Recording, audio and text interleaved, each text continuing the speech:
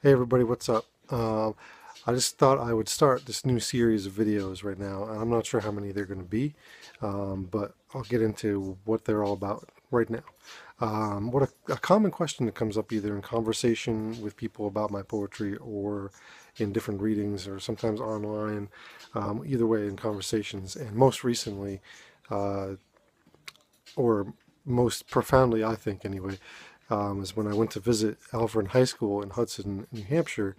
uh, I visited a creative writing class who they blew me away with their engagement and their thoughtfulness, but one of the big questions, or in different types of ways that came up, and in one in most directly, obviously too, it came up is what influences my writing.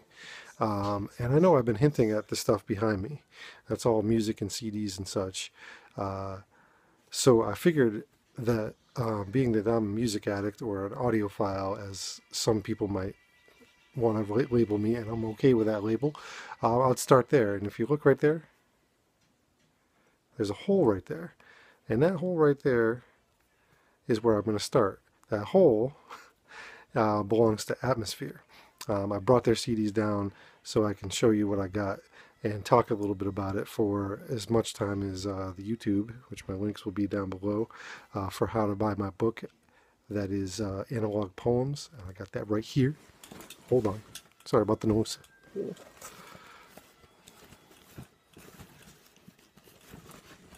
Whoa. Yeah, this is rough cuts. Bickety bam. Yep. The link for that will be found below on YouTube and up above on Facebook. But this is a series of videos I'm calling Under the Influence. And it's kind of the music edition of that. I kind of did the poetic version of that when I did my poems for National Poetry Month. But since this is a little different, I'm going to go off with that a little bit. So I'm going to start with Atmosphere. No secret at all that I'm a huge fan of hip hop. The culture is amazing to me. The five elements: beatboxing, MCing, DJing, dance, graph. Um, so yeah, there's no secret of all that at all that I'm into that culture. That culture is a kind of that culture seriously gave me a voice that I am definitely trying to use to the best of my ability. But I want to start with Atmosphere. And the thing about Atmosphere is they're from Minnesota, so they're not exactly your most traditional sense, your traditional sense of hip hop. They're from Minnesota. They kind of paved the way for Minnesota, I think, and in particular, this a record label or group of people that formed a record label called Rhymesayers. And that record label's been around for 20 plus years, and I think for the most part. There's nothing I can say negative about that anyway. I mean, there's really no negativity about Rhymesayers at all. It's a really cool thing to see.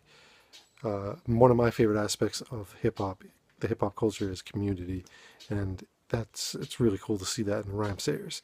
But in particular, we got this group called Atmosphere, and they've been around for a minute.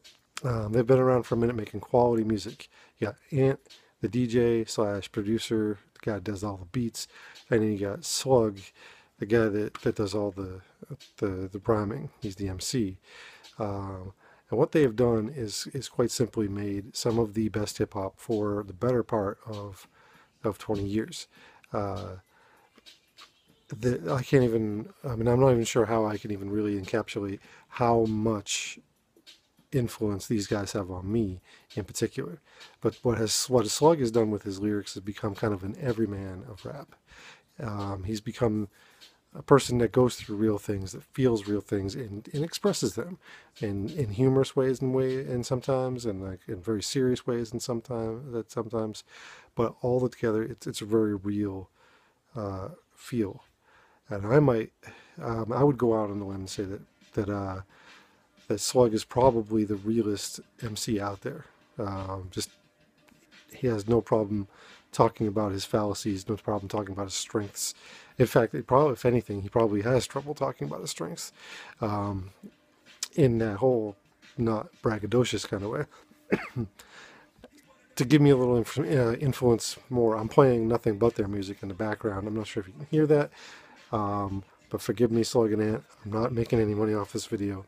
So If anything, I'm promoting it. So I want to start a little bit early, or like a little bit later into the early part of their career with this album here, God Loves Ugly. There's tons of stuff on this album that I just absolutely love. Most notably, they're probably most this album is probably most famous for the uh, the song "Fuck You, Lucy." Lucy's a very popular figure in Slug's lyrics, but it's a very real, very just heartfelt. Like it's a heartbreaking song in a lot of ways. And I don't know how many people have been in a situation where they've been in an unrequited love situation, but that's a lot of people, myself included. And I feel that, I feel that song through and through, every last second of that song. Saves the day, that's another one that's good. Like vampires, the world's a vampire. She eats her kids. The beat of that alone, without even Slug's lyrics, is just infectious. The title track, and then there's a song called "Love Life." One of the best songs ever. Always a huge influence on what I'm doing and what I'm feeling. Just that idea that just love your life, man. I mean, that's just it. And then it goes on a little further in Seven's Travels. This one, another one. Like these guys make heart songs for me. Trying to find a balance. If I'm pissed off, I hear that song and it gets me going into a right zone. If I'm sad, that makes me feel better. If I'm happy, it just keeps the happy going. I mean, damn. National Disgrace, Reflections, songs that are just so good. But like it's one of those things, and I dare say these guys really are on a roll on this. But they keep going and then everything like that. And then they follow it up with this album that Slug affectionately called the Mohawk album when I saw them live last May, about a year ago. But there's songs on there. Holy shit, talk about real songs like That Night. And talk about a very unfortunate and tragic event that happened at an Atmosphere show, and you could just feel Slug's anger and sadness in that song. And then you go on to one of my favorite albums of all time by anybody. When life gives you lemons, you paint that shit gold. That's where this track comes from.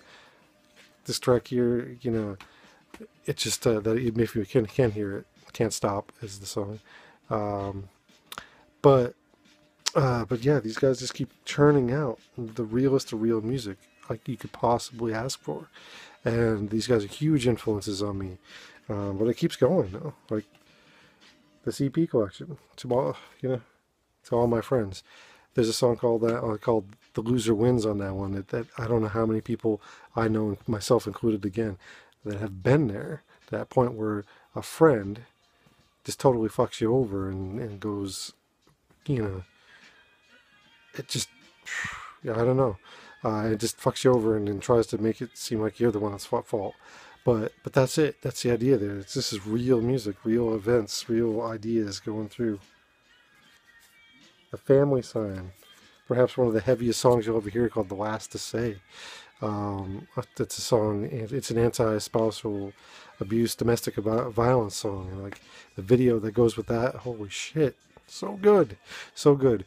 And I get amped up about this because this is the stuff that influences my writing, that came to you or came to me in form of analog poems. But like this is the stuff that gets me going. This is the stuff that keeps me going. And then finally, we got to come to this album here, Southsiders. This is the tour I saw them on, the Fortunate tour, and I mean, this one arrives a little quieter than most of their albums, but at the same time, I mean, no matter what life throws at you, you got to write your way through. From Arthur's song, that's something I feel every time I hear it. Southsiders, just an infectious hook. And the lyrics are just like they're in part somewhat funny, and they're also in part like just there, I mean, it's like Flicker, Slug's tribute to the late and great Idea of Idea and Abilities, rest in peace Idea, who died way before his time. I mean, just there you go. I mean, that's one of those things that just go at you, and I don't know. We ain't gonna die today. and the one I love is blasting in my car. Uh, God, it's all here. It's all here. Heart-shaped, or star-shaped heart. That graveyard used to be a Kmart, and before that it was a graveyard. I mean, it's like, that's the stuff that makes these albums just pop every time I listen to them.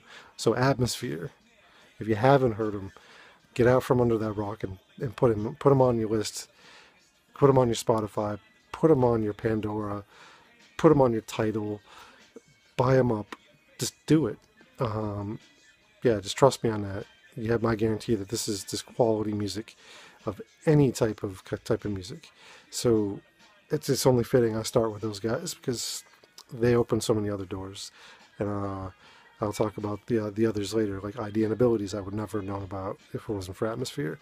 Uh, Dem Atlas, B Dolan, Doomtree, and therefore POS, who's I'm going to come to him a little later in time. I'm going to go in alphabetical order so I don't miss anything. But Atmosphere, man, I can't get enough of these guys. Minnesota Nice, that's the style of hip hop these guys are, and yeah, just give them a listen. Thanks for listening to me ramble on about something I really love. Um, yes, and I am going to send this to Atmosphere. As embarrassing fanboy as it might be. All right, so that's all I got for you tonight.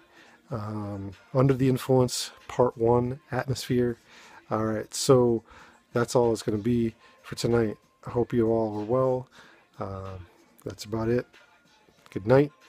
One love.